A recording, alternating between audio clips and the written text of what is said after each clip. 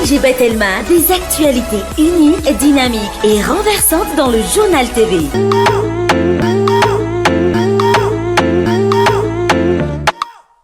Olotranao ny fampalalam-baovao.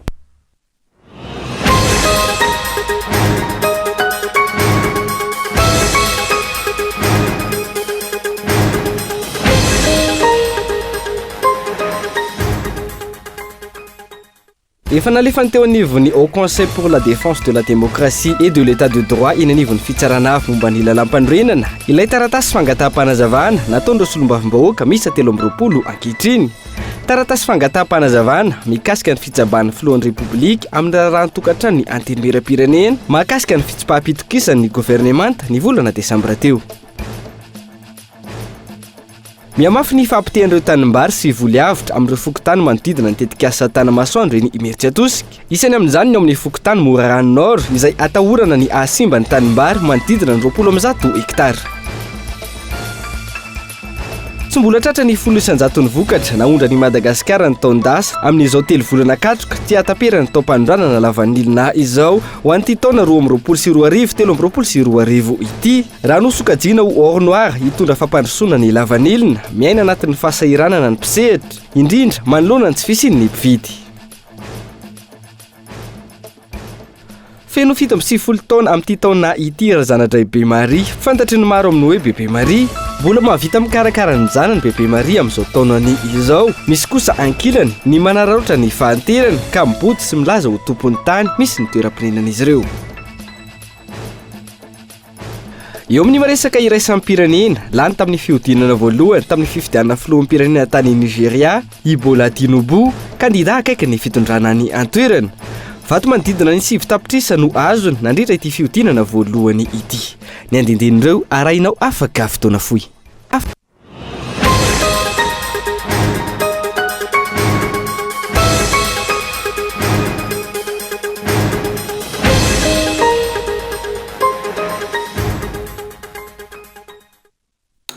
Alarbi voalohany volana martsa taona 2022 tonga soa ato anatin'ity fampalalam-baovao voalohany izay entintsika manokatra ny fanamariana ny 10 taona ny Cool TV FM ity atena ny araba ary manasanao ihany koa anaraka ny fampalalam-baovao hatramin'ny farany ety ampianomboana dia tsara ny mampafantatra fa isy fanadiadiana momba ny sehampiarina lavanilina izay arahana fanampanazavana entiny ilariana solony aina rehefa avy eo fanomboantsika ny fampalalam-baovao amin'ity ala ity.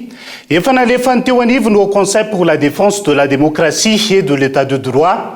Eny anivony fitsarana avy momba lalam-pandrenena amin'izao fotoana izao ilay taratasy fangataham-panazavana nataondreo solombavim-bahoaka misy 30 ankehitriny taratasy fangataham-panazavana mahakasika ny fitsabahan'ny filoha amin'ny raharahatokantrano ny antenimieram-pirenena mahakasika ny fitsipaham-pitokisana ny gouvernemanta izay nitranga ny volana desambra lasa teo ny fitsipaham-pitokisana ny fifambijabany fahefana mpanao lalàna sy ny fahefana mpanatanteraka izay miteraka olana maro eto amin'ny firenena hoy ny teo anivony filakevitra ambony misahana ny demokrasia sy ny tany tandalana tamin'ity andro anty. Henri Florian.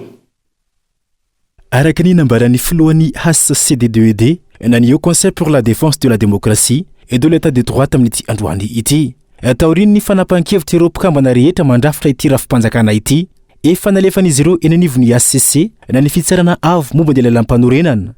Ilay taratasy avy amin'ireo sombavim-bahoaka misy 30 izay nangataka fanampanazavana amin'ny HCC momba ny fijabany filohan'ny repoblika ny raharaha eo anivony antenimieram-pirenena mahakasika ny fanafanana tamin'ny fomba tsy ara-dalàna ny fitsipaham-pitokisana ny gouvernemanta ny volana desambra lasa teo. Dia tsara manamarika fa nandefa ny doléance vaovao fitarahana vaovao ny zareo amin'ny assemblée dia ny député zany dia ny zavatra vaovao amizay dia tsy mangataka ny avis ny HCC tadi avy zareo fa mangataka ny fanarandarana constitutionnalité zay ataony exécutif ka no zay zavatra zay dia tsy azo le tazomina zay fa dia nalefa any amin'ny HCC dia izy manapa-kevitra amin'izay fahitany azy any dia zay ny andraikitry ny HCD2ED.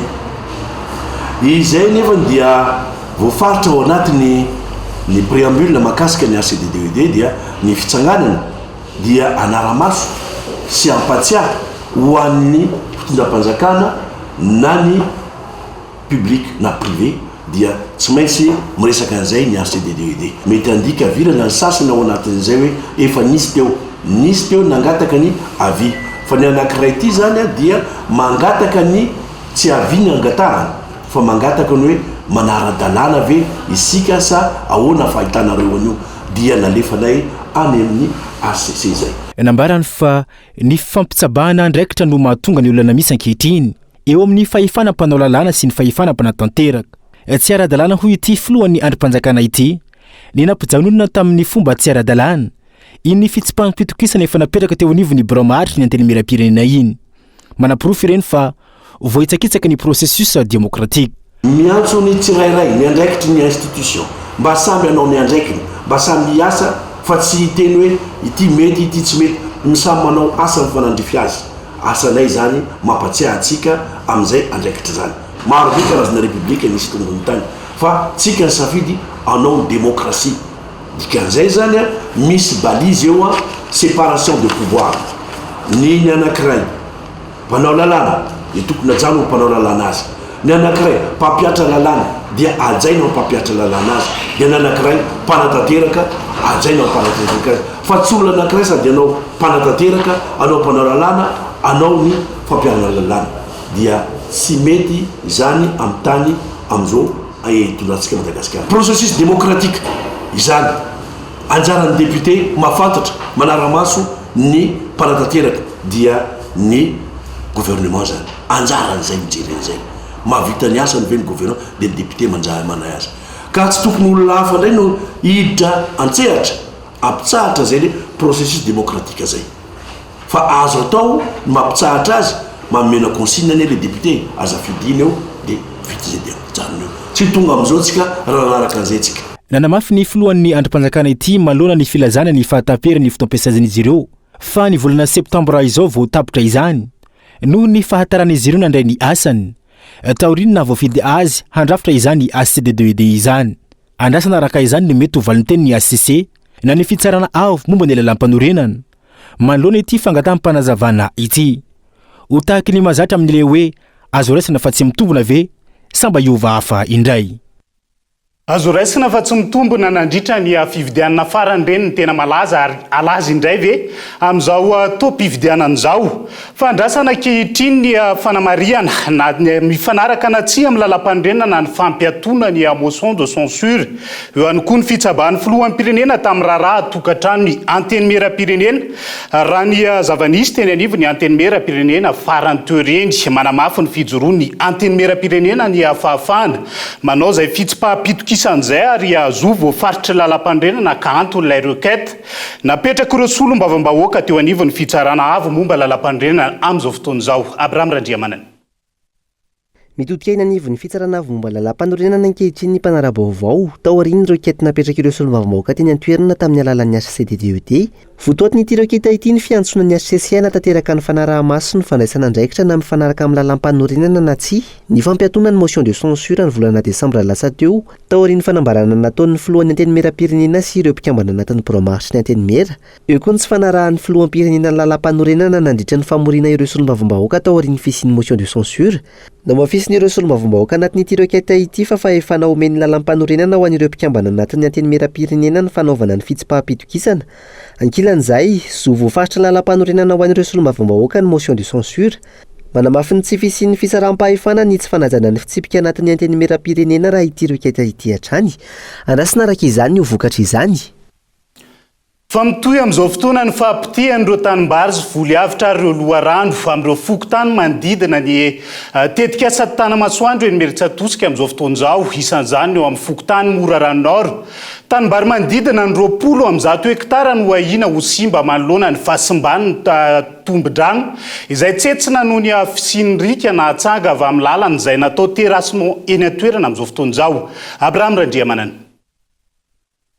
Tsy mitsampitomo ankehitriny ireo tanimbary sy voly ara ny fahasimbana ao amin'ny komina Meritsantoska tafiditra sy manodidina ny tetika asa tanamasoandro. Tototry ny hatsanga sy rika avy amin'ny lalana natao terasement amin'izao fahampitoam-pahavaratra izao ireo tombon-drano sy loharano manodidina izay mamatsy rano amin'ireo tanimbary sy voly samihafa. Nateo aza ny fitarainana nataon'ireo tantsaha tsy misy hatreto ny fepetra noraisin'ny tompon'andraikitra raha ny fanazavana isan'izany ao amin'ny fokotany Morarano Nord. ny olana dia raha ny toerana misy an'ilay tobin-drano amin'izao fotoan'izao a dia tsy misy ray apahafolo ny intsony sisany rano ao ary tsy azo taritina tsy azo raisina tsony fa tototry ny atsanga tanteraka efa nisy tompona andraikitra ihany nendina teny nijery fotony a ny amin'ny fitondram-panjakana fa indrisy fa mijery dia mitazana dia lasa fa hatreto mbola tsisy réaction na tsisy mihitsy fandraisana andraikitra mbola mivantana hoe aiza mba farafaratsiny ahay atao ny curage mba farafaratsiny ahay na itsy ireo lay atao hoe fotodrafitrasa zay banga niteraka andreo atsanga ireo mba na itsy tiako lazaina zany hoe naremina lay fahavoazana niteraka an'lezy fa mampalahelo a dia ny nitetika asa tsara fa le fanatanterahana azy a tsy voahevitra tsy voadinitra raha ny tanimbary a any ambanin'io tobin-drano io zany a dia manodidididina ny eo amin'ny 20 hektara eo ngambany a raha iverenana efa nisy ny antso fanerana nataon'ireo tantsano fiandohan'ny volana febroary lasa teo toy ny tao amin'ny fokotany soavina komina imeritsy atosika manoloana ny fisian'ireo atsanga avy amin'ny lalana vita terasement hatramin'ny androany tsy misy ny fandraisana andraikitra miaina anaty fahasairana naraka izany izy ireo ankilany nanamafy ny amin'ny tsy hanomezana izy ireo ny tany no an'ny tetika asa tanamasoandro ankehitriny ireo mponina manodidina ny tanin'ny fanjakana iny imeritsy atosika marihana ndrefa fanotanin'ny fanjakana madidio titre amin'ny fanjakana ao anatin'ny velarana 980 hektara io dia 340 hektara fa tanin'ny olon-tsotra kosa ny sisa rehetra mirefa any amin'ny 640 hektara ireo tany ireo nefa dia vitsy amin'ireo no vita titre sy karatany fa ny akamarony dia tafiditra ao anatin'ilay PPNT na propriété privée non titré ary tsy ekenay mihitsy ny analananay eo amin'ny taninay zay mirefy 640 hektara satria voalohany indrindra dia zay ny fanjakana dia vato mikididy mitady zay tany marina hipetrahany fa izay mponina indrosa dia efa tendrin-janahary hipetraka eo amin'ny toerana io marina fa nisy ny procédure zay narahan'ny fanjakana tany am-boalohany ny enquête commodo incommodo dia rehefa natao iny zavatra iny dia ankety morona sy be da be makany amin'ny tonga dia hoe fangalana ilay tany manaitra ny sainy rehetra hatreto ny mikasika ireo dinganana raina mialohan'ny fanatanterahana ny tetika asa tanamasoandro ao Amtsima Behomby Meritsy Atosika isan'izany ny mikasika ny fanadihadiana raha tontolo iainana ny fanatanterahana ny étude d'impact environnemental izay tsy tokony ho dinganina hisoroana ny toy izao izay mitarika ny fanoheran'ny vahoaka iny fotony tetika asa toy itony ankapobeny fampotehany tanimbary sy maro hafa reny fa inany mety isina fikorontanana ara-ekôlôjika raha tsy voafehany fiparitahany radakaboka na ny krapo aziatika ao Toamasina sy manodidina amin'izao fotoan'izao antony misy pozina ka mety hiteraka fahafatesana biby hafa maro izay mihinana azy ny radakaboka atahorana ihany koa ny fiompiana tantely ary inany mety hampirongatra ny voalavo vokatry ny fahafatesan'ireo bibilava any an-toerana amin'izao fotoan'izao ireny razafimanana kolo Toamasina miara-miakatra an-tanàna amin'ireo tatsamba monjy fodiana ny radakaboka rehefa arivariva ny andro eto amin'ny commune suburbaine Toamasina radakaboka izay biby tsy mba nisy teto hatramin'izay nanomboka ny taona 20 nakaty no tsy nitsahan-tombo ny firoboroboany no ny toetry ny andro sy ny toetany tena mety amin'ny fivelomany sy ny fitombony tsy ny maso ihany anefa no voaelingelina amin'ny fisiny ity biby ity fa tandindomondoza ihany koa ny fahasalamana sy ny tontolo iainana iray manontolo radakaboka zao aminay aketo maro be rehefa magnoragna regny andro zare dia mandeha mitsambotsamboko ndraiky zare zarazara zay tsy mandeha andragno ndraiky misy tafiditra andragno mihitsiny maratsy anazy zay zegny mandraiky matahotra koa zegny zay le am'le izy sao dia hitsambokona izy agnatina rano satria izy miditra andragno dia ndraindray siôlo mipetraka regny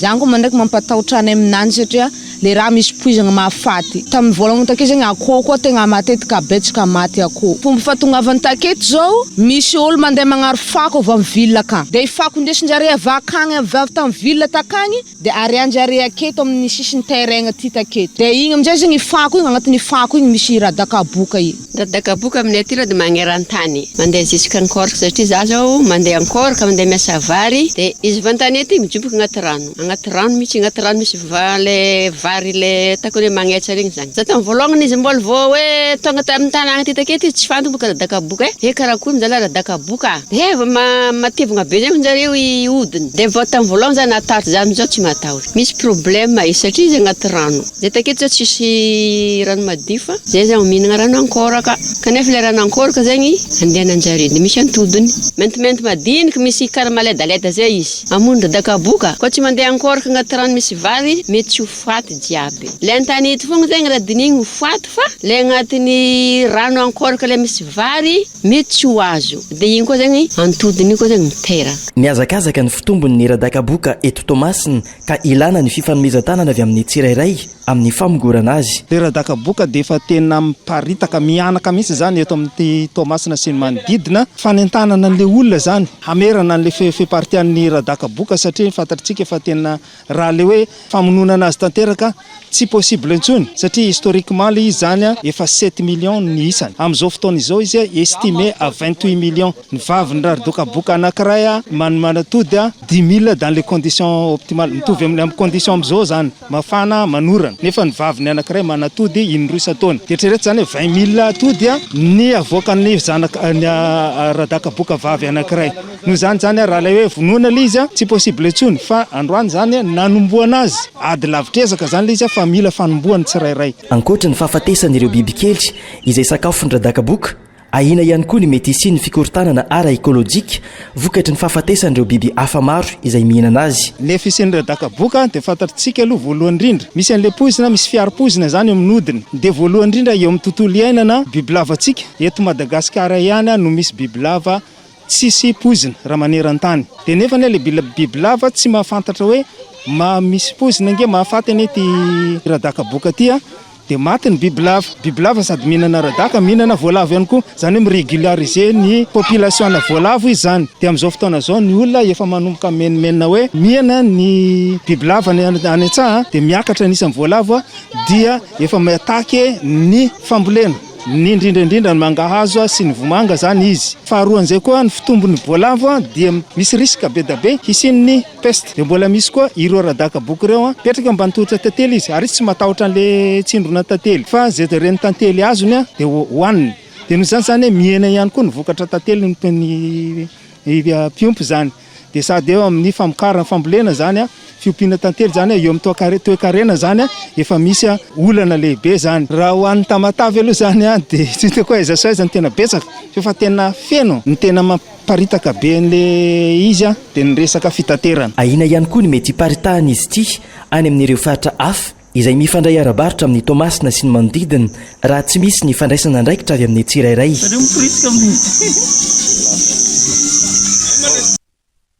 fa mananika ny 900 ny tahan'olona voan'ny Bilarzao zany amin'ireo commune ambanivohitra anatin'ny district Anambositra hoy ny professora Rakoto Zandrindraindry Raphaël no sady be ny tanàna ao amin'ny commune ambanivohitra Andina ihany koa ny aretina izay azo tsaboana saingy mamono Rajovôtsabo ara-potoana Gaëtan Andriatsilavo mirongatra ary miamahazo vahana ny aretina Bilarzao zao amin'ny district Anambositra amin'izao fotoana indrindra ireo any ambanivohitra raha ny fanazavan'ny mpitsabo no sady be ny tanàna ao amin'ny commune ambanivohitra Andigny district Anambositra vinavinaina ho ny 700 mponina ao amin'ny tontolo ambanivohitra voan'ny Bilarzao avokoa izany antony voalohany mampiparitaka azy ny rano sy ny tsy fisian'ny toeram-pidiovana Sy parasite anatin'ny rano le fanao schistosoma na bilarzia ao anatin'ny rano izy karaha kakalamanjany ny olona ka tonga anatin'ny rano zany miatodin'le bilarzia de foy de miditra anaty sifotra de rehefa manetsa ny olona rehefa miasa rehefa manasa lamba rehefa mandro eny amoron-drano de findra le bilarzia de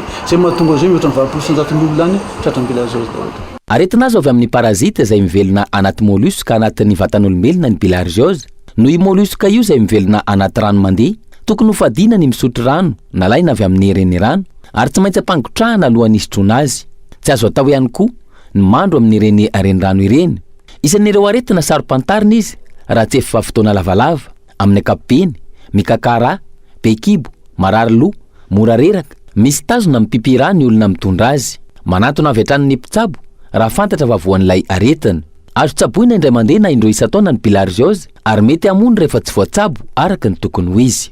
Fa tsy voatsabo tsara fa azo tsaboina indray mandeha na indroa isa-taona ny bilharziose fa raha voatsabo tsara io tsy mamono fa tsy fantatry ny olona matetika izy na miandry ihany izy na tsy manambola izy any amin'ny commune misy azy zao dia tsaboina maimaipo ny isa-taona ny vahoaka rehetraretra tratra ny bilharziose na tsy tratra izy tonga dia mena systématique tsy fantatra ny statistique satria any an-trano ihany olona ny maty fa ny fantatra dia zao mahita mitombo ny kibony dia fa sura fa vosony zany ny fahafatesana. Tsy mifidy taona manomboka hatrany amin'ny fahasivy volana mety ho voan'ny bilharziose avokoa ny olona rehetra raha toka misotro na mandro anatin'ny rano ahitana ilay otrikaretina bilharzia araka ny fanazavan'ny mpitsabo. Tokony ho jerena manokana ny faritra ambositra manoloana ity aretina ity hisoroana mialoha ny mety ho fiparitahan'izany sy ny famoizana ain'olona maro. Vaovao ny toe-karena no hanohizantsika ny fampahalalam-baovao manomboka eto. Tsy mbola misy mpividy ny vokatra lavanila raha ny zava-misy any Antalàha amin'izao fotoan'izao izay avin'ny Antsasamanila ny vokatra ondrany Madagasikara eo amin'ny tsena iraisam-pirenena. Torak'izay ihany koa ny stock nandritra ny toam-pandranana 1.22 izay misy anjatony taonina maro tsy ahitana mpandray ankehitriny raha ny sokajiana ho ornoara hitondra fampandrosoana araka izany ny lavanila. Miaina anaty fahasahiranana lalina ny mpisehatra ka mitaky fandraisana andraikitra entitra avy amin'ny fanjakana. 3 volana katroka tsy atapera ny toam-pandranana lavanila ho antona 2.22 tsy mbola tratra ny 100 ny vokatra naondrany Madagasikara ny taondasa araka ny taritra avy amin'ireo mpandraharaha anatin'ny siam-piariana lavanilina. Raha ny zava-misy any Antalaza hiaviany 500 ny vokatra ondrany Madagasikara eo amin'ny tsena iraisam-pirenena. Tsy misy mividy ny vokatra, tsy misy mpanontany ihany koa ny tahiry ny taondasa. Tsisy mpividy ny vanila na dia ataontsika hoe vitsy dia vitsy mbola tsisy dikany zany raha ny varotra amin'izao fotoan'izao. Manana stock tsika 2021-2022 500 tonnes tsy lafo. Amin'ity campagne 2022-2023 ty mbola raha misy angambany 150-200 tonnes ny lasa raha oharina any amin'ny 2300 tonnes zay lafotsika tamin'ny campagne teo aloha teo. Tsy latsaka ny 2000 tonnes koa zany ny tsy lafo amin'ity taona ty. Ho avy ndraiky koa zany ny vokatra amin'ny taona manaraka 2023-2024 ho atao ahoana reo vokatra be dia be reo. Ny zavatra matetiky misy moa zany rehefa misy ny surproduction dia midina miendanja ny vidiny.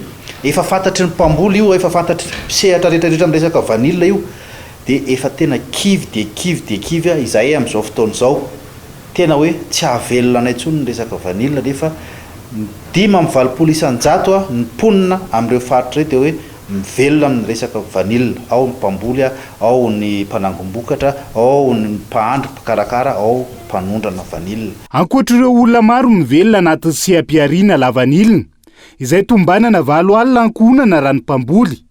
Marary ihany koa ny toe-karena noho ny lavanilina mampiditra hatramin'ny $100 isan-taona anatin'ny kitapom-bola mpanjakana ary miantoka ny 500 ny PIB araka ny tarehimarika farany avy amin'ny banky foibe Madagasikara.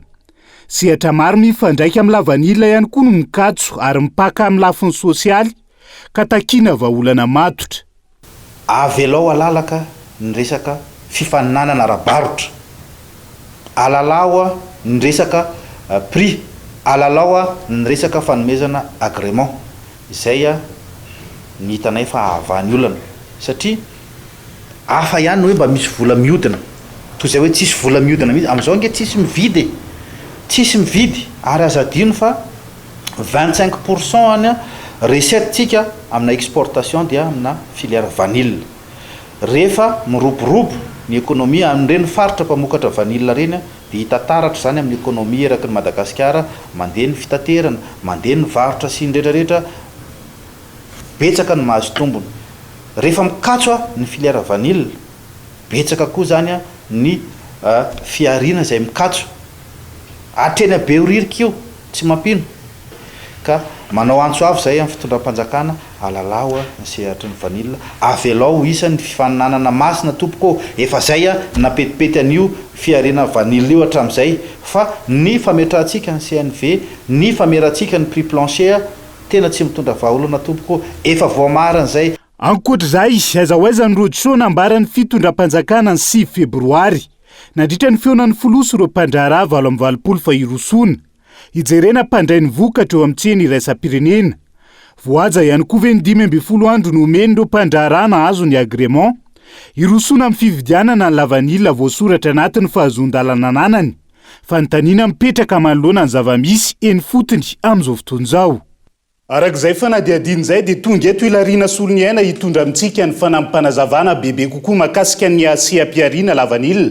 Miaraba ry anomboantsika azy Ilariana Soloniaina dia makasika ny taratasy fahazon-dalana anondrana sy ny tahany vokatra izay naondrany Madagasikara tao anatiny 7 taona. Manahoana ny momba izay? Miaraba anao Ivary, miaraba antsika natokatrany ihany koa manaraka ny fampahalalam-baovao amin'izao alina izao. Ny seha-piariana lavanila no safidiana ho voaboasiny eto amin'ity alina ity no izy isan'ireo mampidi-bola vahiny betsaka indrindra ao anatin'ny kitapom-bola mpanjakana amin'ireo voly fanondrany Madagasikara. Saingy tsy azo ditsita ihany koa ny olana mianjady amin'ity seha-piariana ity sy ny atao hoe marary azy amin'izao fotoana. Mahakasika izay agrément izay indrindra dia araka ny hitantsika amin'ny sary tsy nitsahany eny ireo mpandrarana azo ny fahazon-dalana amin'izay fanondranana lavanila izay ka ny taona 2022 dia misa 700 ireo mpandrara na azo ny fahazon-dalana avy amin'ny ministera ny varotra sy ny fanjifana. Eritaona taoriana io dia noho ny fahasarotana izay nampitombon'ny fanjakana ireo pitsopitsony samihafa dia zara raha ny isa 920 ireo mpandrarana azo izay agrément izay. Ny taona 2022 13 sy 20 kosa dia ny ampy-efatra izany hoe ireo 920 teo aloha lasa 70 ka ireo 70 ireo zany no nahazo ny agrément tamin'ireo 900 tokony hisitraka izay. Mahakasika ny fanondranana kosa indray dia mpandrara afaka nanondrana ny ena saingy araka ny hitantsika amin'ny taremarika dia nahitana fitombona ny vokatra lavanila naondrany Madagasikara. Izany hoe ny tombony tany fanondranana nataon'ireo vitsyanisa nahazo ny agrément. Raha tany amin'ny 770 taona isika ny taona 2022 niakatra trany izany.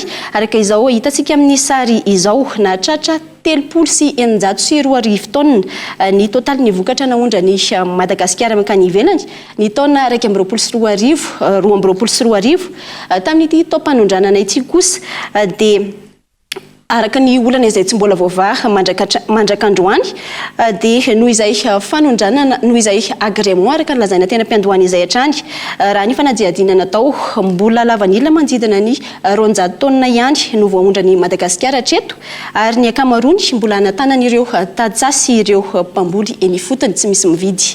Azo tarafina amin'ireny Ilariana Soloniaina fa maro ny teboka manjavozavo amin'ny fizarana ny agrément na ny taratasy fahazon-dalana nondrana ny vokatra lavanila moa zany ka antony takiny ny ampisihatra tamin'ny faritra maro ny analalana ny asihatra amin'ny akabeny. Fa manahoana kosa ny fivoara ny vidiny lavanila teo amin'ny tsena iraisam-pirenena moa sy ny recette azo avy amin'izay. Raha ny vidiny lavanila eo amin'ny sehatra iraisam-pirenena sy eo am-panondranana no jerena dia tsy nahitana fiovana firy zany. Ny taona 17 sy 2022 izay nandidina ny $700 ny kilao. Ny atsara trany ny vidiny saingy azo lazaina fa tsy nanararaotra izany ny fanjakana tamin'ny alalan'ilay CNV na ny Conseil national de la vanille izay niditra tamin'ny famerana ny vidiny izany. Tany amin'ny fanomboan'ny taom-panondranana 20 kosa dia nanakaiky ny $500 ny vidiny lavanille noho ny krizy ara-pahasalamana izay lalovan'ny firenena na nateraky ny COVID-19 ary tafidina hatrany amin'ny $700 ny vidiny izany. Ny taona 2022 kosa dia namaritra ny vidiny iray kilao amin'ny lavanille ho farany ambany amin'ny $500 ny fanjakana malagasy. Mahakasika ny vola ampidiriny ity seha-piariana ity tsika indray kosa dia isan'ireo seha-piariana mampiditra vola betsaka indrindra araka ny efa nambarako tany am-piandohana ny seha-piariana lavanila ka ho an'ny taom-panondranana 2022 dia manodidina ny $500 ny vola vahiny teto amintsika. Nahitana fiakarany trany izany tamin'ireo taona manaraka ka Rusy 900 tapitrisa dollara ny taona 2020 raiky amby 2020 ary tamin'ny taondasa dia tafakatra hatramin'ny 70 sy 700 tapitrisa dollara izany. Andrasana kosa ao amin'ity taom-panondranana ity ary hotanterina amintsika eto amin'ny fampalam-baovao ihany mahakasika izay. Marary ny asihatry ny lavanila raha izay ary isan'ny nampitotonga anazy ny famera ny fanjakana ny vidiny lavanila raha iny antotanisany entinao iny ny fameram-bidy ihany koa izay isan'ny takiny ny mpandrarany fanafoana anazy hatramin'izao fotoana. Farany tsara patsahivina ihany ilarina sonyaina ny makasika an'ireo faritra mpamokatra ny lavanila eto Madagasikara sy ny firenena andefasantsika izay vokatra lavanila izay.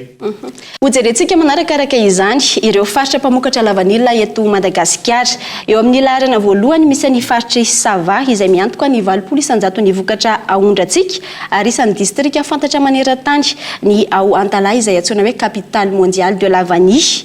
Manaraka azy ao Diana, Sofia, Antsinanana, Analanjorofo, Aloatra Mangoro, Vatovavy, Fitovinany, Antsimo Antsinanana ary Anosy. Fa ankoatra ireo dia efa misy ihany koa ny faritra hafa miezaka mampiroborobo ity CA-Pierrine ity amin'izao fotoana. Mahakasika ireo firenena mandray ny vokatra avy aty amintsika kosa indray. Araka izao hitantsika amin'ny sary izao dia saika any États-Unis ny ankamaroany izany hoe mahatratra ny 770 isanjato na manodidina ny 17,700 taonina araka ny fanadihadiana nataony Trade Data Monitor sy Madagascar Institute of Statistics. Manaraka azy ao ny any amin'ny vondrona Europiana i La France izay mandray ny 20 isanjato na 770 sy 700 taonina. I Allemagne izay mandray ny 410 isanjato ankoatra ireo Pays-Bas, Canada, Suisse, Japon ary Inde.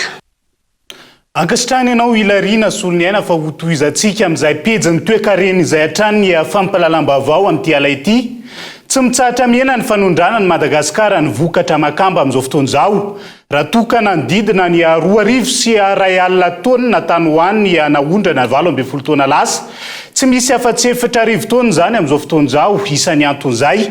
Ny tsy fampiny ny fanaraha-maso ny fahadranomasina sy ny politika. Ho fampiroboroboana ny CA-Pierrine kabeny teboka izay isan'ny tokony hojerena amin'izao fisokafany taom-panjonoana izao. Onona saina. Ny taona 5,000 roapolo sy 700 sy R1,000 taonina ny vokatra makamba naondra ny Madagasikara teo amin'ny tsena iraisam-pirenena izay nampiditra 300 miliara ariary tao amin'ny kitapom-bola-panjakana. Tsy nisy afa-tsy 900 sy 3,000 taonina izany ny taona 4,20 sy 2,000 ary ny enao 2,20 sy 800 taonina ny taona 10,20 sy 2,000. Ankehitriny manodidina ny 4,000 taonina izany noho ny kaboraraka sy ny tsy fahafehezana ireo mpanjono vaventy. Eo ihany koa ny tsy fampiny ny fanaraha-maso ny faridranomasina sy ny fitaopikatona ny taom-panjonoana. CA-Pierrine izay isan'ny lohany amin'ny fampidirana vola vahiny eo amin'ny kitapom-bola-panjakana. Ny taona 2020 sy 2,000 araka ny tarehimarika azo teo anivon'ny ministeran'ny jony sy ny toe-karena manga mahery ny 3,20 miliara ariary ny volana ampidirindreo orinasa mpanondrana. Amin'izao amafisina ny fanaraha-maso hoy ny tompona andraikitra ny jony sy ny toe-karena manga. Ny fiainan'ny makamba fantatratsika fa mifandray tanteraka aty amin'ny ny alahongo. Dia ny fiarovana ny alahongo aloha zany tsy maintsy atao tena mafy. Azay isany mampiavaka atsika dina amin'ny côte ouest Madagasikara ty izay mbola manana amin'ny toerana zany ny alahongo dia misy ny fandripahana. Ny faharoa dia ny fanajana ny ferim-potoana izay ikatona ny jony makamba.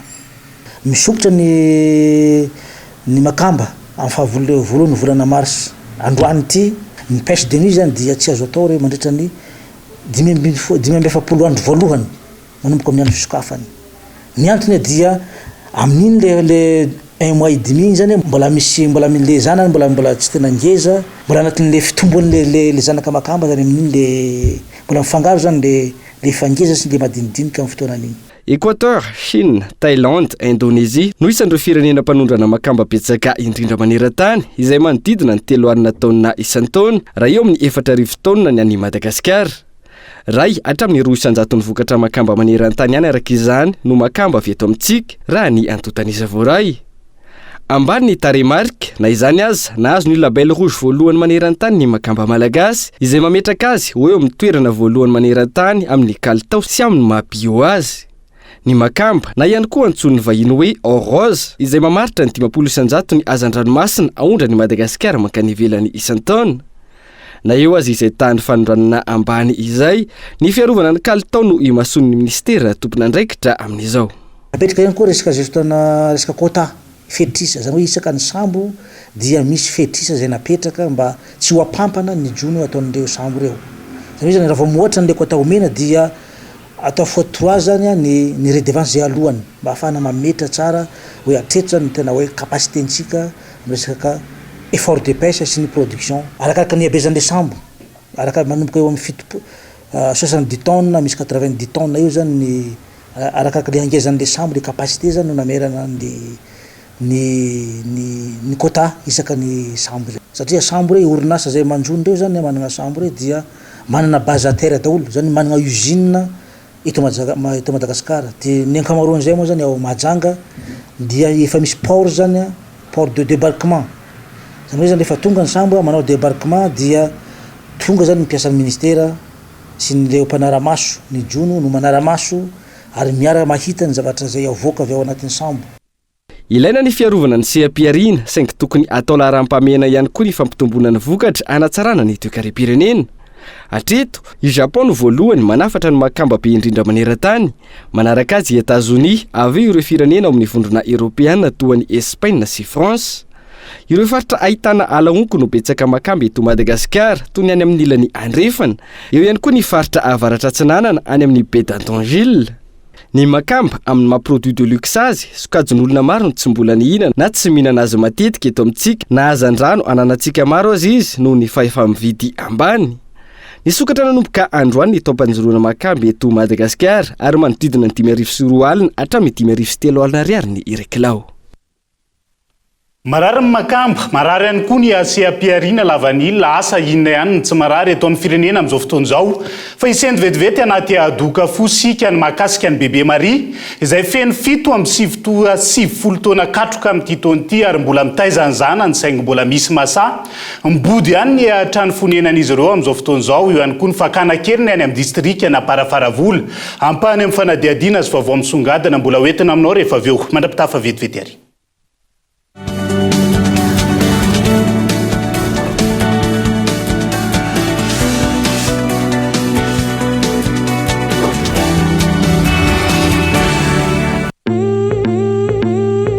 Reko fa afaka baky ianao raha sefy hianatra izy mbola tsy haiko aloha hatreto mieritreritra hoe ano fianarana any tsy mena mitaha amin'izany ny prime zany ny orinasa ngeza ary matoky azy sady tena mora paraky zay mora ny écolage ny prime tamin'ny 2007 defa nisy donc azo antoka ny azahoana ny baka plus ara-dalàna tsara mihitsy ny diplôma flaire BTP fa miankina aminao foana ao ny gestion sy ny management sa ianao tsy te hitantany orinasa mba 20 za te hanao commerce et marketing de inona ny tsakanesana amin'ny prime paramédico communication droit anao ny soa fa zany olona amin'ny niveau T3 misy iprime dôly zay ale andrangà tanantsirabe tamaga majoenga mpampianatra betraikefa zatrara dokotera professeur magistrat sekolo manara-penitra ny sady mampazoto mbola tsisy nianatra tato ka lasa jolam-boto mba jereo anefa lasa ministra zao rakoto raso lasa zisketaka lasa radoko enao sisanendrasana fizaha efa tao iprime raha de ho tafa ohatranay zao investissez dans une valeur sûre choisissez iprime à l'avenir.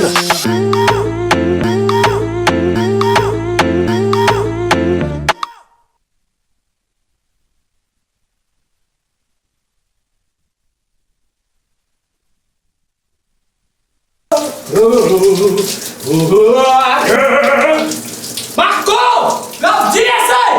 Om 60 laissez! Om 60 laisse Brenna! Om 60 laissez! Marco!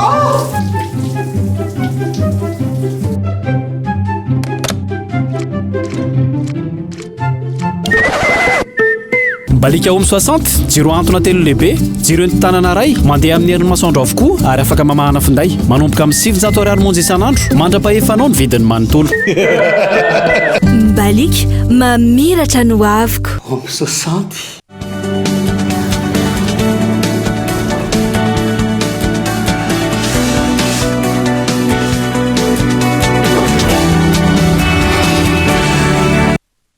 Tapany faharoa amin'ny fampalalam-baovao amin'ny fiteny malagasy amin'ity ala ity ankasitrahana trany ianao mbola miara-dalana aminay amin'izao oro zao isan-tarantsika izay feno 7 taona amin'ity taona ity razana dray be Marie fantatry ny aponina eny am-bopo amin'ny hoe bebe Marie amin'io taonan'io mbola izy mikarakara ireo zanany amin'ny mareny mpianakaviana azy ankehitriny misy manararoatra ny fahanterany ka mibody sy milaza ho tompon'ny tany misy ny toeram-ponenan'izy ireo raha ny fanazavany onona sainy. Ny 20 oktobra 1970 no teraka irazanadray ny be Marie na i bebe Marie. Arak'izany 70 taona amin'ity taona ity ny tenany. 10 taona amin'ny 20 oktobra 1992 nefa mbola mavita manao ireo raharaha ny renim-pianakaviana andavanandro mikarakara ireo zanany 3 mirahavavy izay miara-monina aminy. Salama tsara mihitsy ny vata ary naterako moa dia efa fantarareo fa lazaiko fa 3 7 vavy enina ny lahy. Salama vata na daholo, salama ny saina, hatrazaina olona azy fa ny asoarany sasany taty aoriana tena anjary marary saina ny sasany satria olona efa nianatra daholo ireo fa tsy hoe avy hatrany dia narary hatr'izay ny aina ary ny tanako izao ihany no manjaitra ny fitafiny ireny fa tsy manan-karama. Vitako daholo mikarakara raha manasa an'ireny mampandro amin'ireny. Zao io zao machine io mbola manjaitra raha hijerinareo mbola manjaitra zany hoe tsy manjaitra zavatra vaovao intsony fa ohatra hoe misy amboarina kely le akazo takizay izay vitako. Ireny hitanao rehetrarehetra ireny lambam-pandriana ireny inona za daholo manao ireny. Raha voafo dia Andriamanitra no antsona hoe tsy vitako ireo.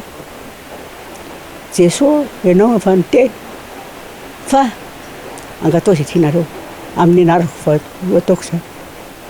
Matoka izy manampy. Velarina andoharatsika vary ohatray velarina andoharambary. Za tsy dia mainka amin'izany fa efa sosoronony betsaka dia efa sao dia noana? Zay milana foana rehefa noana. Sa tsy tiany bebe ngamba ny loko dia izay tsy mampazoto ny bebe. Tsy tiako daholo ny azy misy. Faly izy noho ny fiovana tao an-tokantranony vokatry ny fifanomezana tanany malagasy tsara sitrapo izay notanterina tito amin'ny fampalalam-baovao efa taona lasa izay. Ankehitriny manjomy raindray noho ny fisian'olona mikasa aka ny taniny. Malahelo aho milaza aminareo fa le boky misy ny fananana ihany rovotra oso fanjakana nefa ny taratasy fananana ihany tia ao titre ny vidananay azy 3,000 vidananay ty faritra nisy anaovanay trano ty 3,000 tamin'izany ary mbola tsy aprozato ny karaha mavadiko tamin'izany fotoana izany ka mba mingavy anareo re mba tovy mahazo titre indrindra vato filofirenena raha magovaka mavy aminay zany tsy mahay ana titre mba mingavy zay no fangatahako entoko. Misy mitady aka ny naninay satria hoe tsisy titre. Io manko misy olona manofa le tokotaninay eo ambany eo manao charbon. Izy hono tsy tianana n'io tany io. Rovotra hoy ny fanjakana ireo antota taratasy manamarina ny mahazy ny tany araka ny nambarany bebe Marie. Mena mitebiteby araka izany izy amin'izao ary ny fanahiny voalohany ireo zanany 3 mirahavavy miara-monina aminy izay 17 taona no zokiny indrindra. Hosahirana raha ho lasan'olona ny tany. Araka izany miantso ireo tompona andraikitra hijery ity raharaha ity ny tenany sy anatevina ny fikarohany ireo antota taratasy manamarina ny mahazy ny tany. Raharaha izay ankina amin'Andriamanitra hoy bebe Marie tahaka ny fananankinana ny fiainana hatr'izay na ela velona azy tahaka izao. Voaingana kely nanontaniany dokotera inona mahaela velona anareo dia hoy izy tsy misy afa-tsy fifankatiavana tsy andro izay fankahitana na misy izay zavatra misy ao an-trano dia ifaliana. Ahoana izany hoe 3 taona sisa dia ho feno 100? Zao hitanao zao mihoazy eo andro fa lanitro rehefa lady ato ihany ahako za olona mpiandry dia ato zay mivavaka dia sara amin'ny alala solakazo ohatrany ndeha hivavaka mihitsy ka sahirana indray amin'ny 20 ary vao vita kajo reo vao vita fanadiovana azy ny sakafo andrahoana niny amin'ny 20 vao tsy hoanina efa amin'ny ratsaka any zay vao sakafo fa meko biscuit izy meko chocolat izy alohan'ny vavaka dia lamina tsara zay. Olava velona bebe Marie.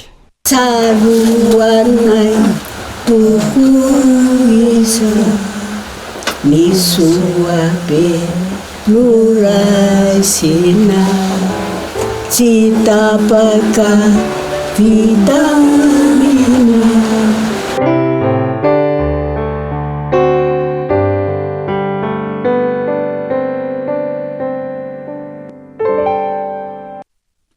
Mirary fahasalamana ho an'ny bebe sy ny ankonan'izay ary takiana ny tokony hojereny ireo olona izay mikasa ny mbola hibodo ny trano fonenana izy ireo izay fa lafim-baovao hafa kosa indray dia niakatra trano ny tany fanafarana vary avy any ivelany ny taona 2022 raha noharina ny taona 2022 araka ny tatitra farany navoaka ny ODR na ny Observatoire du Riz ny volana Desambra lasa teo isan'ny antony nampiakatra io ta io ny politika ny fanjakana izay manome vahana ny fanafarana vary ataon'ireo mpandrara malagasy araka ny tatra-trany avy ity nokolona. Na tatra-trany amin'ny 4,740 taona ny vary nafarany Madagasikara tamin'ny taona 2022 araka ny tatitra izay navoaka ny ODR na ny Observatoire du Riz ny volana Desambra lasa teo. Nahitana fiakarana hatrany amin'ny 2,705 taona mihoatra ny tamin'ny taona 2022 io fanafarana vary io. Tao anatin'ny 3 taona tsy nitsahatra niakatra ny vary nafarana teto Madagasikara tamin'ny taona 2022 ohatra 7,707 taona ny vary nafarana teto Madagasikara niakatra 4,704 taona kosa izany ny taona 2022 nambarany ODR tao amin'ny tatitra isan'ny antony nampiakatra ny tany fanafarana vary ny politika ampiasain'ny fanjakana izay manome vahana n'ireo mpandrara amin'ny fanafarana vary raha ny fanadadiana tamin'ireo manampahaizana amin'ny sehatry ny fambolena na ireo ingénieur agronome azo ataony miala amin'ny fanafarana vary raha misy ny finiavana izay ireo fepetra mikasika ny fambolena ato anatiny. Sehatry ny fambolena eto Madagasikara zany dia tsika manana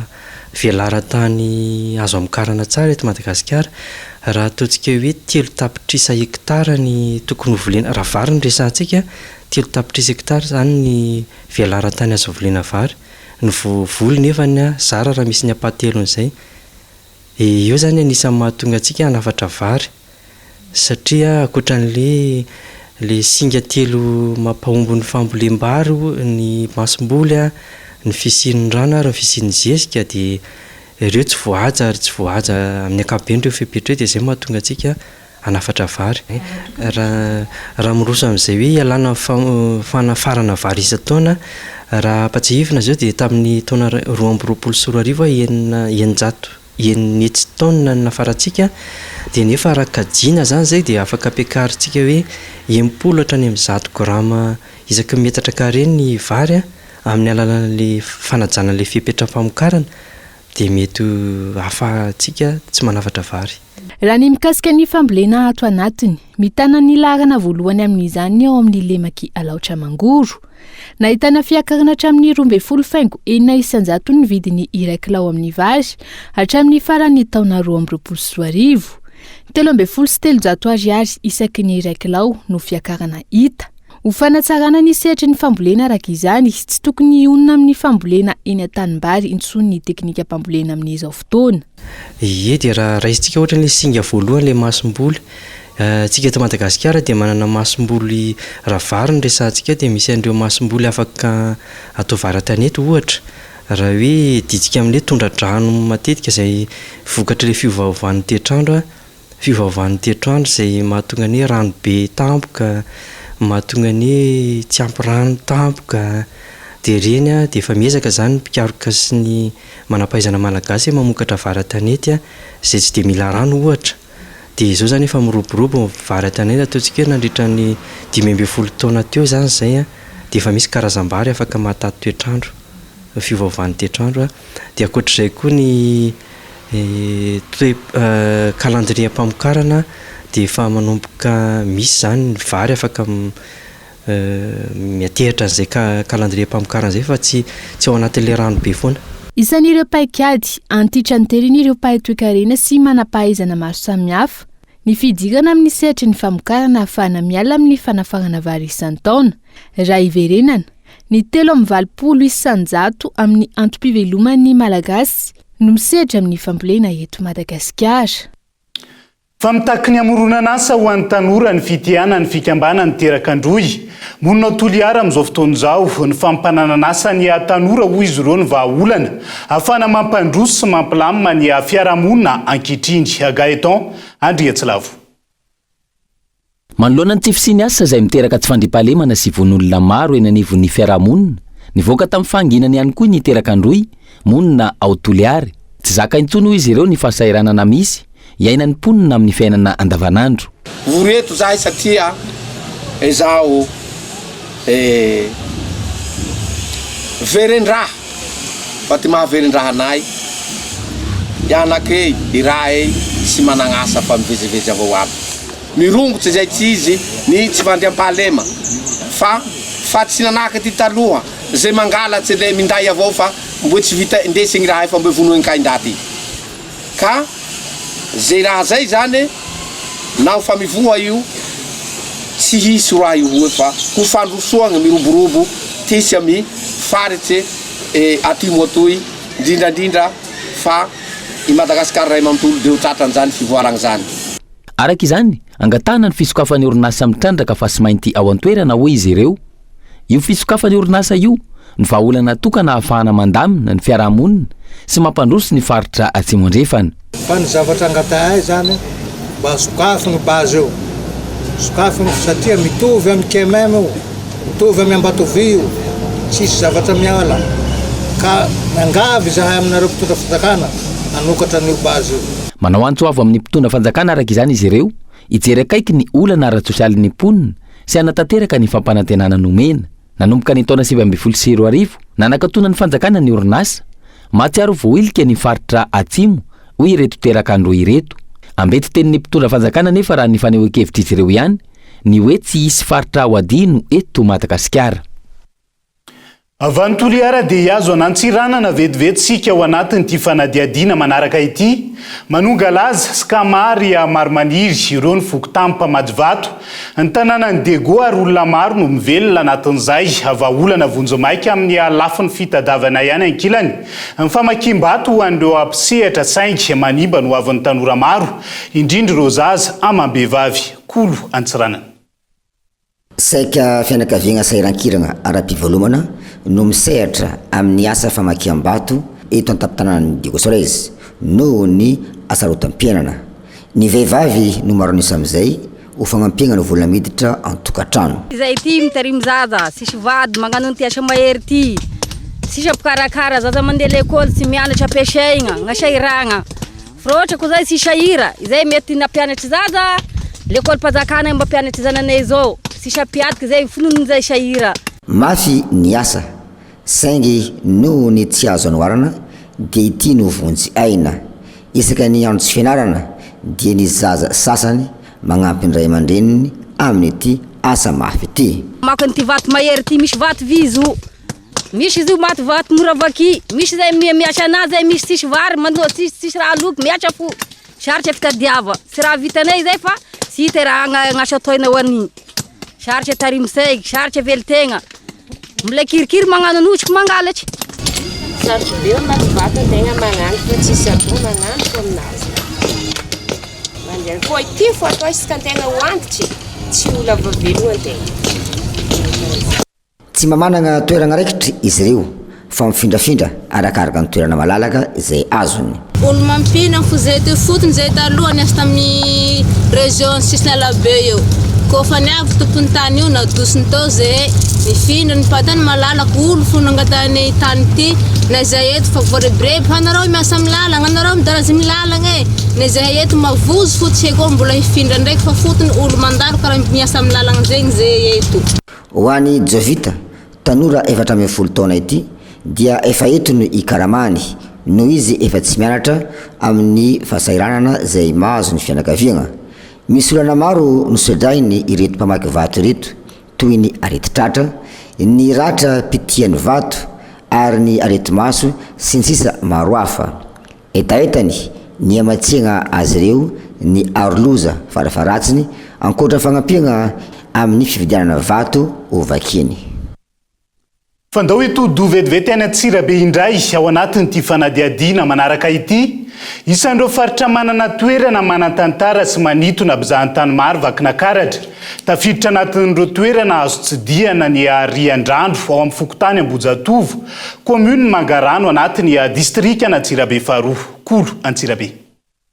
Anisan'ireo toerana manan-tantara sy azo hitsangatsanganana tsara atao anatin'ny faritry vakina karatra ny Fokotany Ambohijatovo, izay atao anatin'ny commune Mangarano, distrika Antsirabe faharoa. Lalana manodidina ny 240 kilometatra miala Antsirabe renivohitra no misy ity toerana ity, izay mbola vitsy amin'ireo mponina eto Antsirabe no tena malala ny fisiny. Araka ny lovatsofina dia anarana efatra no niantsony ity tanàna kely ity teo aloha, ka rehefa nifandinika ireo ray aman-dreny lehibe tao an-tanàna dia tapaka fahantsona hoe Ambohijatovo ity farany. Efatra ilay toerana nataon'ny anarana Ambohijatovo tao. Dia ny voalohany atao hoe Faribolana, dia ny faharoa Iamarona, ny fahatelo Miaramasoandro, ary ny fahaefatra zay atao hoe Ambohijatovo. Izay zany no anarana nisy ny tia tanàna atao Ambohijatovo ty. Ka rehefa nifandinika ireo ray aman-dreny tamin'izany fotoana zany dia tapaka fa andao ary Ambohijatovo. Ambohijatovo zany no lany vao miakatra ny tanàna ianao dia io ilay faritra hoe Ambohijatovo. Mizara telo ireo toerana azo tsidiana eto Ambohijatovo, izay toerana mahafinaritra sy manan-tantara.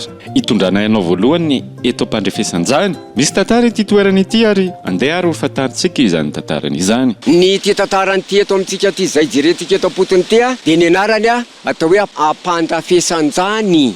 Taloha nisy aretina atao hoe aretin-dratsy, taony pesta, taony aretina lagaly, vaivay, sy ny karazany. Zany tamin'ny andro taloha, dia rehefa marary n'io mponina tato Ambohijatovo dia noentina nakaty amin'ity rano ity eto ty Ampandrefesanjany ity. Dia teto zany no natao hoe nanaterana an'ilay aretina dia nisy ny sitrana tamin'izany moa tsahana zany ilay aretina no entina nakaty. Zay ny tantaran'ity rano ity. Anisan'ireo toerana faharoa manan-tantara ary mahatamana ireo mpizahatany hitsidika eto Ambohijatovo ny eto Andranomandrina. Eto no ahitantsika izany hoe piscine naturelle izany, ary mangina sy mahate-olona ery rehefa tonga eto no afaka ilomanosana tsara ny rano ary tsy misy ny fadifady. Izy ity dia rano filomanosana. Eto zany no milomano izy moa rano vitananahary. Dia taty arina izy zany nasiana barazy satria miaina amin'ny fambolena sy fiompiana ny mponina eto Ambohijatovo dia rehefa nydinihana dia eto no mety hakana rano hanondrahana ny velaran-tany izay amokarana vary sy ny fambolena isan-karazany.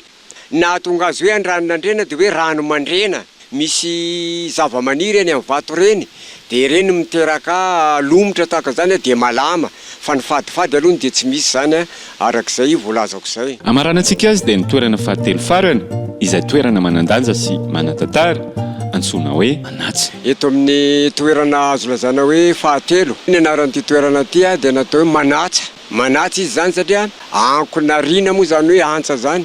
Ka ity toerana ity dia tahaka izao ny mombamomba azy. Izy toerana misy olona manompo eto amin'ity toerana ity. Dia misy ireo hoe olona hoentina eto izay mitady fanasitranana. Ampandroana eto amin'ity dobo akaitsitsika eto ity. Ankoatran'izay fitsaboany zareo azy izay dia betsaka ny mpitsangatsangana tonga eto. Ny tena mampiavaka azy dia ireto vato hitantsika. Zay lalovan'ny rihana rika reto. Fa misy hofaty dia maneno melo ity rano ity, zany hoe manako be. Heny tonga ny Antsirabe ny azy izy nandray amin'ilay manako be iny zany, na dia tsisy rivotra aza. Izay zany tsy hoe finonom-poana fa zava-misy eto amin'ity toerana Manatsa ity zay. Tanimbary manodidina ny 500 hektara no velomin'ny ity rano ity eto amin'ny Fokotany Ambohijatovo. Manana ny entanentany ihany koa ireo mponina ety toerana mahakasika ny lalana sy ny mba hitondra fampandrosoana ho an'ny Fokotany ny fananana ireto toerana mahafinaritra sy manan-tantara ireto. Dia raha mahita fa sarotsarotra ny lalana maky ety, ary lala kely maky ety amin'ilay toerana tena jerevana an'ilay zavatra manan-tantara. Ka eo zany somary olana tompoka dia eo amin'ilay lalana miakina amin'izay fampandrosoana rehetra. Araka izany dia anisan'ireo toerana manan-tantara sy azo tsidiana tsara ny toerana eto Ambohijatovo atao anatin'ny distrika Antsirabe faharoa, faritry vakina karatra. Fa nitokona teo anoloany ny Ministera ny Fahasalamam-bahoaka ary nitaky ny daty mazava ivoany fanaovana ny recrutement nampanantenainy ny fanjakana azy ireo mpilatsaka ny sitrapon'ny CTC manodidina ny 100 nanampy tamin'ny fiatrehana ny valinaretina Covid-19 itoy aria mafy ny hetsika fitakiny eo ampiandrasana ny fandraisana azy ireo ho mpiasa mpanjakana raha ny faneho-kevitra ireo mpiasa teny an-toerana tamin'ity androany ity fanampaharazavana. Hatramin'izao le izy le voafaritra tao anatin'le Conseil des ministres tsy mbola anisany andeha ny recrutement. Marina misy recrutement mandeha fa fotsiny tsy le voafaritra tao anatin'le Conseil des ministres zahay nefa mangataka ary tena mangataka foana hoe zay voafaritra tao anatin'le Conseil des ministres io no avoaka. Avy niresaka tamin'zareo tao io tamin'ny tompony andraikitra tao ambony tsy nanome daty izy hoe tsy nanome daty précis izy aloha mitohy foana mihitsy ny hetsika mandra-piandry an'izay date zay mila mahazo daty ny zavatra tena ilaina io tsy de libération de poste na avis de recrutement fa liste mivoaka miaraka amin'ny décision sy mifanaraka amin'izay tokony miaraka aminazy io. Lafomba vaoafa kosa indray dia tokony voatratrany ny trakefa sy ny fahaiza-manao ny sampana vonjivoina manoloana ny fivoarany loza sy ny ambana misy eto Madagasikara amin'izao fotoana izao. Isan'izany ny loza ara-teknôlôjika izay efa manomboka lalinina betsaka ny fiatrehana azy ho an'ny corps de protection civile ireto farany izay isan'ny mankalaza ny andro maneran-tany ho an'ny vonjivoina tamin'ity androany ity. Nela Ranevson. Sy mbola isan'ny loza manambana eto Madagasikara ny loza ara-teknôlôjika toy ny avy amin'ny ankora chimika sy nukleary. Isan'ny mila manana fahaiza-manao feno ho ahafahana miatrika izany ankilany ny firenena noho ny loza ara-teknôlôjika izay miteraka fahasimbana sy famozana ain'olona maro raha ny hita amin'ireo firenen-kafa.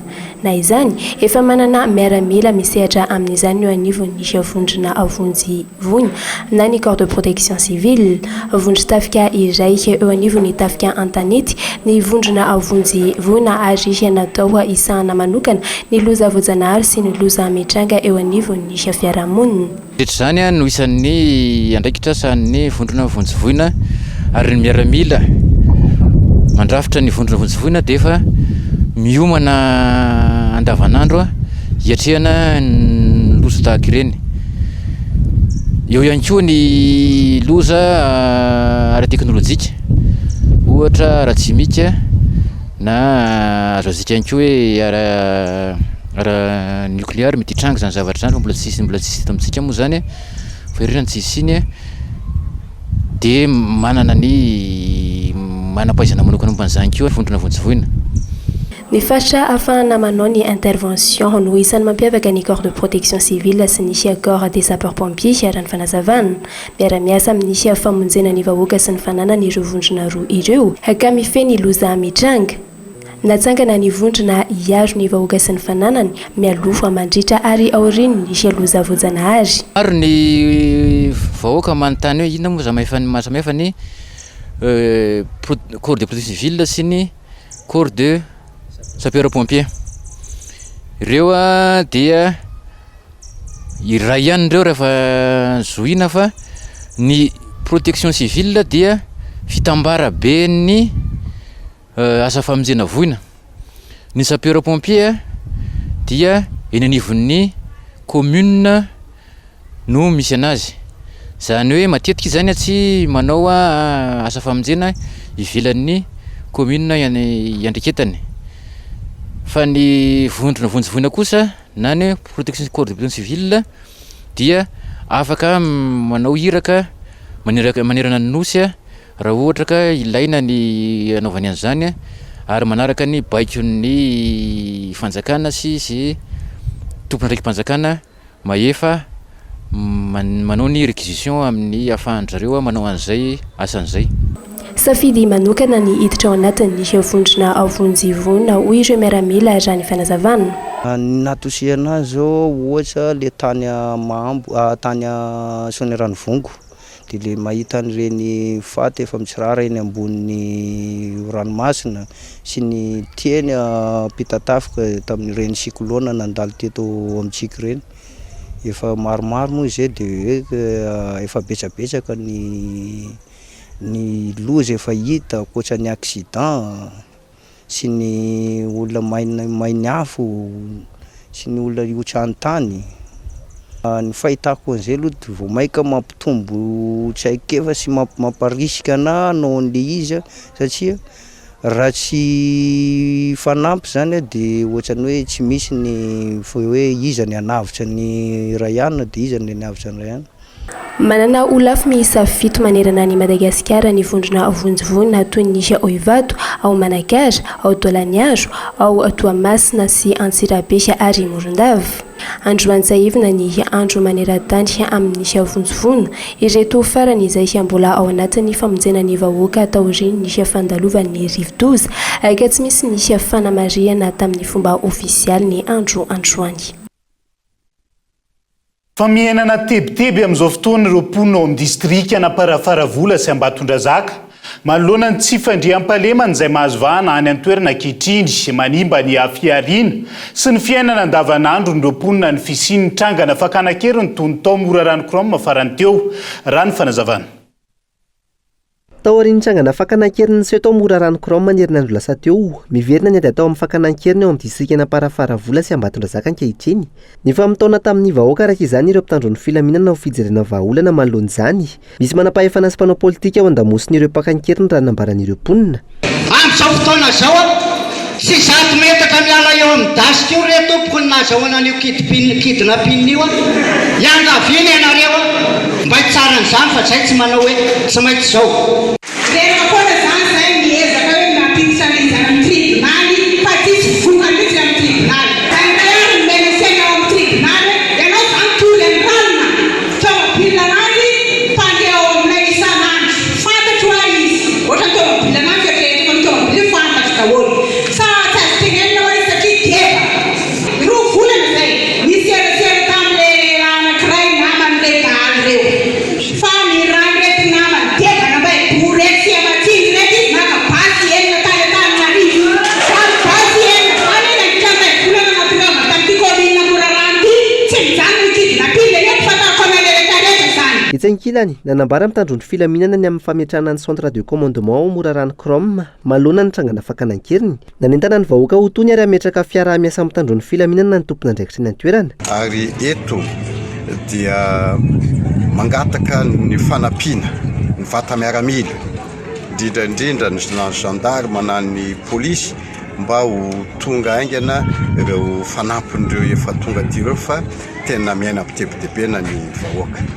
Mino izahay tompona andraikitra fa tena hiasa ary anao ny aintsy ho zavatra ireo vahoaka. Raha iverenana efa nisy ny hetsika manokana manoloana ny ady atao amin'ny fakana-keriny teo aloha saingy mahazo vahana hatrany izany ao amin'ny distrika na Parafaravola ankehitriny. Andrasan'ireo mponina araka izany ny fametrahana vahaolana maharitra ho an'ny fandriam-pahalemana ny an-toerana. Dia izay ihany koa no hoentsika miampita ao anatin'ny maresaka iraisam pirenena amin'ity ala ity. Lany tamin'ny fihodinana voaloha tamin'ny fifidianana filohan'ny pirenena atao Nigeria Bola Tinubu, kandida akaiky ny fitondrana ao an-toerana avato manodidina ny 7 tapitrisa no azo nandritra ny fihodinana voalohany tamin'io fifidianana filohan'ny pirenena io.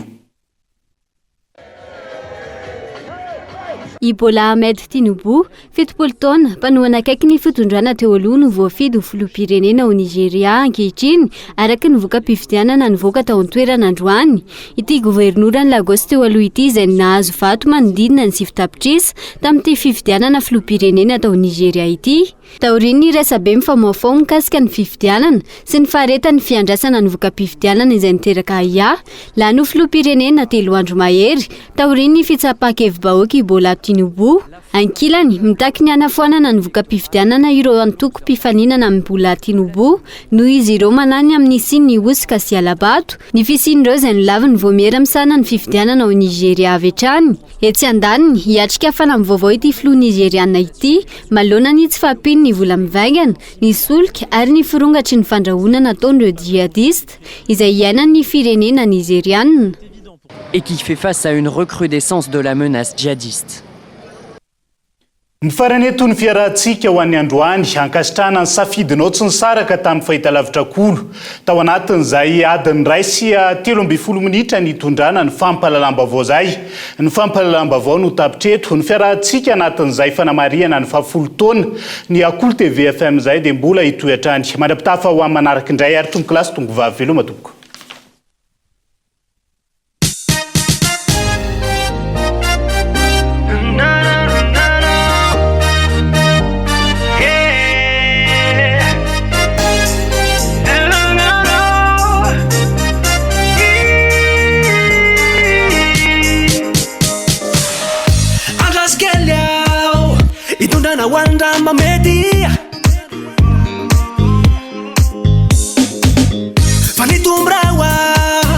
bitonanay kambafaly ka ilaiko raha mba eo fonanao no anniversaire aloha de inday tsy very misananany zany aza miala lavitra fandandray ifampizarazara mofo mamy rivesinao mihitsy no mafaly anay kadao ihany ialanala sy izara fity alefa seize happy birthday nombrandray latona miarana zay alefa seize happy birthday ifampizara mfity no tanjona ira happy birthday Cool TV happy birthday happy birthday Cool TV happy birthday miakatra la iafanahy midina nangapana mixa let's brother fan tout le monde miany mila mifalava firitona ny zara fety androany miara mitsoka bozy siky no mameno an'le fety ka milano anniversaire aloha de inday tsy very misananany zany aza miala lavitra fandandray ifampizarazara mofo mamy rivesinao mihitsy no mafaly anay kadao ihany ialanala sy izara fity alefa seize happy birthday nombrandray latona miarana zay alefa seize happy birthday ifampizara mfity no tanjona ira happy birthday Cool TV happy birthday happy birthday Cool TV happy birthday